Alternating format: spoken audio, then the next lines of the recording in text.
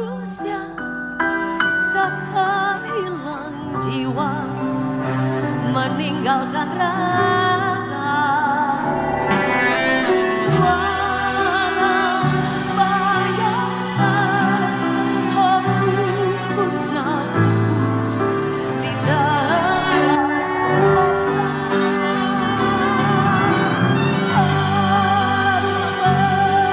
Manusia tanah tersirat jejak dan letaknya. Walau sampai di akhir hayat alam selalu kan terbawa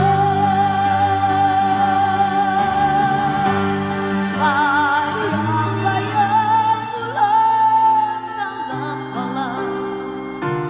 Lukiskan lingkaran jiwa karma, tiada karma terhindarkan pahala ganjaran Tuhan.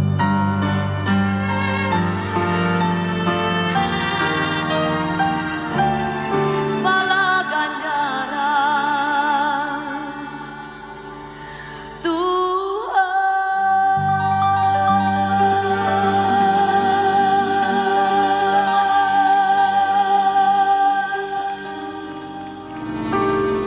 Malam hari ini saya tidak merayakan ulang tahun. Karena tahun itu berulang tanpa dirayakan. Malam hari ini saya tidak meniup lilin. Karena saya mau tidak ada kematian dalam lilin. Tetapi cahaya harus terus bersinar dalam setiap waktu. Ada 55 obor yang dinyalakan. Ada kenangan, ada harapan. Air mata saya tidak pernah berhenti jatuh karena meratapi diri. Seorang ibu tanpa memahami aksara, tanpa memahami angka, mampu membesarkan 9 anaknya, yang terakhir adalah saya sampai berdiri hari ini. Kenapa ibu yang tanpa memahami angka dan tanpa memahami aksara mampu menempa seorang anak desa sehingga berdiri kokoh di tengah-tengah samudra? Tapi kenapa yang saya bisa membaca dan bisa memahami angka begitu rapuh dalam melewati samudra? Saya belajar tentang makna dari laparnya seorang ibu. Laparnya seorang ibu ketika anak-anaknya makan, melahirkan generasi yang kokoh dari sisi raga dan jiwa. Apa makna di balik itu? Tidak akan ada hamparan generasi yang kuat. Tidak akan ada jiwa-jiwa yang bahagia tanpa seorang pemimpin yang memposisikan diri menjadi ibu, yang mau menahan lapar, yang mau menahan tangis dan mau menahan tawa, sehingga dialah yang harus yang paling terakhir menikmati sarapan pagi, dialah yang harus yang paling terakhir menikmati sarapan siang, dialah yang paling terakhir menikmati santap malam. Dari ibu yang lapar, lahirlah generasi yang kenyang. Tapi dari ibu yang terlalu kenyang, akan lahir generasi yang lapar. Dari pemimpin yang selalu menahan perutnya, akan lahir rakyat sejahtera. Tetapi dari pemimpin yang mengutamakan perutnya, akan lahir rakyat yang menderita. Belajarlah hidup dari ibu. Karena dia adalah guru dari semua guru. Sunda mengajarkan memahami Tuhan tak pernah jauh dari ibumu. Maka Sunda mengajarkan Tuhan itu dimaknai dengan kalimat Sunan Ambu. Artinya dia adalah pusat dari kasih sayang, dia pusat dari cinta kasih, dia dari pusat dari kesiliwangian. Sehingga ada langkah panjang yang harus kita lalui, bukan hanya dalam ucapan tetapi dalam perbuatan. Iran mengajarkan dari laparnya seorang pemimpin, dari laparnya seorang ulama, melahirkan rakyat yang penuh jiwa, tak bisa tergoda oleh dunia, mampu memporak-porandakan sebuah nilai-nilai keangkuhan yang selama ini berdiri kokoh seorang tanpa lawan.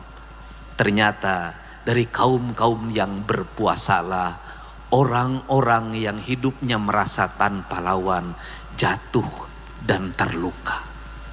Kita tidak mungkin bisa menjatuhkan orang yang angkuh sedangkan diri kita adalah angkuh. Kita tidak mungkin menjatuhkan orang yang kenyang sedangkan kita kenyang.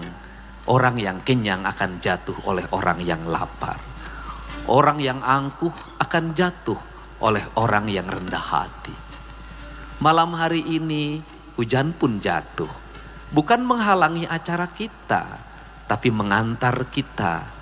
Hujan ini semestinya kita simpan di tanah. Kita tampung dalam area-area danau kecil. Kita alirkan sebagian ke kelokan-kelokan membentuk danau-danau yang besar.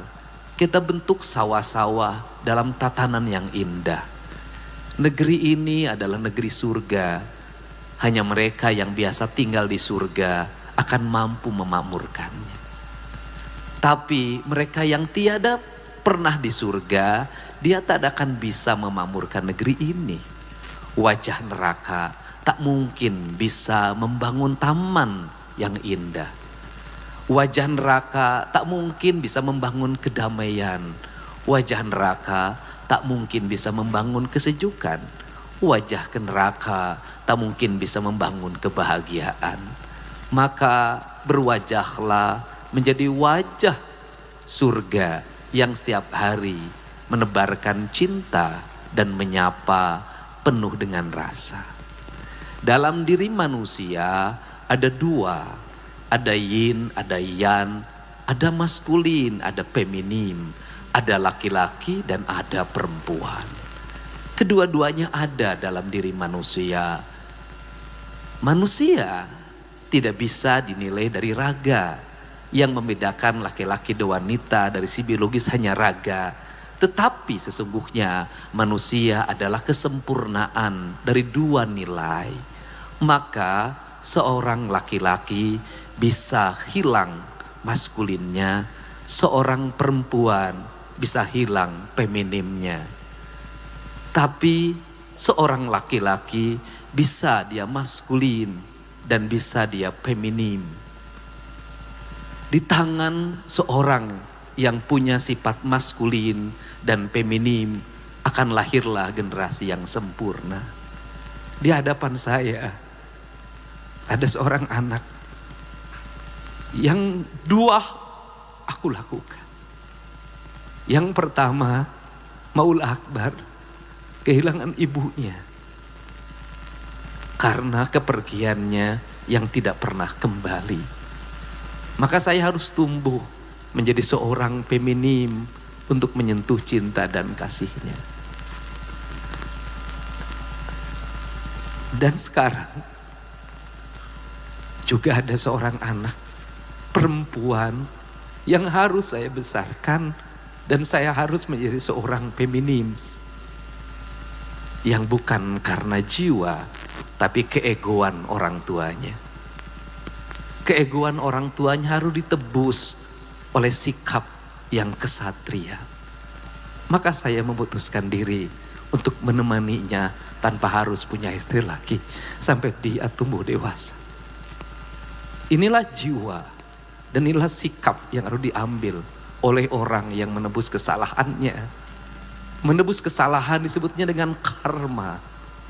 Karma bukanlah hal yang akan kita jumpai kelak, tapi karma adalah hal yang bisa kita lakukan dalam setiap waktu. 55 tahun Karma telah mengikuti perjalanan hidupku. 2 kali ditinggalkan, 1 karena kematian dan 1 karena perceraian.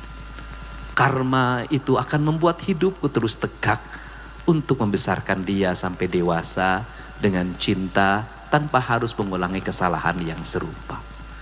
Semoga malam hari ini menjadi malam kekuatan kita untuk mencintai ibu kita sebagai jalan bagi hidup kita ke depan.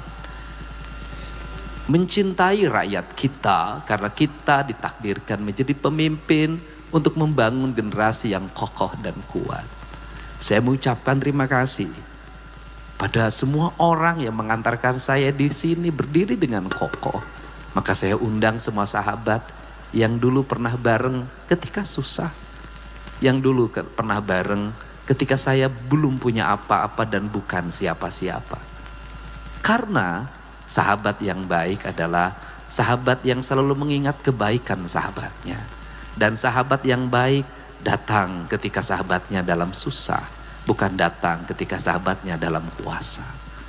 Saya selalu memilih hidup menemani orang yang sendiri dibanding menemani hidup orang yang diikuti banyak orang. Saya mohon maaf pada teman-teman provinsi yang menjadi sahabat saya. Saya tidak tumbuh menjadi pemimpin yang selalu dikelilingi oleh banyak orang. Saya selalu memilih menjadi pemimpin yang berjalan sendiri dalam setiap waktu. Karena keputusan-keputusan kadang harus diambil dalam kesendirian. Kadang hawa murni datang ketika kita tidak ditemani oleh siapapun. Kadang kearifan lahir ketika kita ditinggalkan oleh banyak orang. Semoga malam hari ini menjadi malam pengantar bagi kita. Hidup saling cinta dan mencintai. Dan tidak usah berebut tentang hal yang menjadi tujuan kita. Karena setiap manusia sudah garis hidupnya masing-masing. Hidup sudah ada takarannya. Hidup sudah ada ukurannya. Tugas kita hanya menjalani saja. Menerima apa adanya yang menjadi takdir Tuhan. Itulah jalan kita. Saya ucapkan terima kasih buat Pak Wakil Gubernur, Pak Sekda, Kang Jujun, sahabat saya yang dalam keadaan sakit hari ini masih menemani. Dan Kang Charlie yang dulu menjadi bagian dari menulis lagu-lagu saya, termasuk tadi judul lagunya Tersesat, Kang Iman, teman-teman MK9 semuanya. Sampai saya berdiri di sini, Dedi tidak akan berubah. Dedi tetaplah Dedi. Jabatan boleh meningkat, tapi jiwanya tidak akan pernah berubah. Terima kasih Yang Sukma Ayu, anakku sayang, cinta ayah. Engkau telah menjadi permata yang mewujudkan pikiran dan gagasan dalam gerak dan sikapmu. Semoga di saat banyak orang meninggalkan Sunda sebagai seni ajaran, engkau tumbuh menjadi putri Sunda yang buat cahaya bahwa Sunda adalah wibawa dan kekuatan.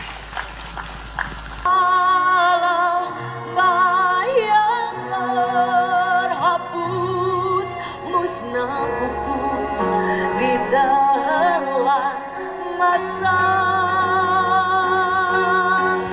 karma manusia tetap tersirat jejak dan lekatnya, walau sampai di akhir hayat alam selalu kan terbawa bayang-bayang bulan dalam kala, lukiskan lingkaran jiwa karma, tiada karma terhindarkan pala ganjaran Tuhan.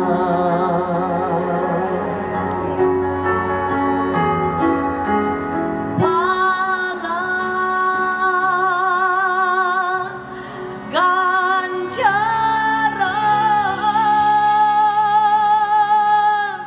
Tuhan.